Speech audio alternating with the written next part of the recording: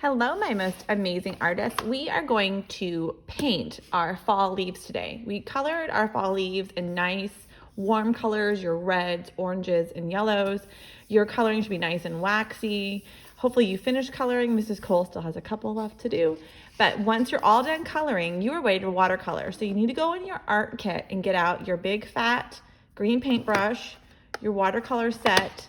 You'll need a cup of water, and maybe a paper towel. So when we are coloring our background or any of the white space that we have left, we're going to be using cool colors. And those cool colors are your blues, purples, and greens. So in your watercolor set, you have green, blue, this is purple, magenta, and turquoise. The only color I don't want you to use in this set is the magenta. Magenta is more warm. It's a pinky purple color, so we're going to pretend like magenta doesn't count. So you can use green, blue, purple, or turquoise. You also can't use those warm colors.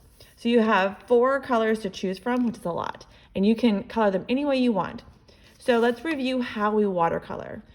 Our rhyme we use when we get our brush wet, because remember, watercolor needs water. We always want our brush to feel like it's moving puddles of colored water, and our painting on our tippy toe of our brush, or not scooting around like a spider on our bottoms, right? So we'll start by swish, swish, swish, drip, and you'll go into the color that you want. And remember, it's tickle, tickle. And I'm gonna start with just blue, so tickle, tickle. And if they're dry and you haven't used them yet, you might have to go back in and swish, swish, swish, tickle, tickle. And it's okay if you see a puddle of water there, that's perfect. And then you're just gonna start painting. And since we painted with crayon really good, we should be able to paint a little bit over and it bubbles up. And if you have a paper towel, you can easily pick up your mistakes. So you don't have to be super careful, but you also want to practice good craftsmanship by using the edges of your paintbrush like a little dancer. When you want to change your color, just swish, swish, swish. Tickle, tickle a different color, and you can start painting again. Remember, wet color next to wet color will kind of bleed together. So if you want them to kind of mix together, put wet color next to wet color. If you do not want your colors mixing together, go to a different point on your paper.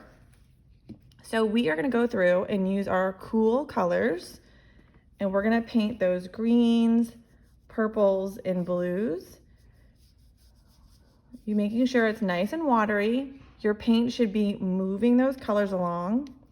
You don't want to have it too dark and thick, and your brush shouldn't be dry. So use the tip of your paintbrush to get in those corners, but I don't have to be super careful because I know I put good crayon down, and the crayon will help be a border.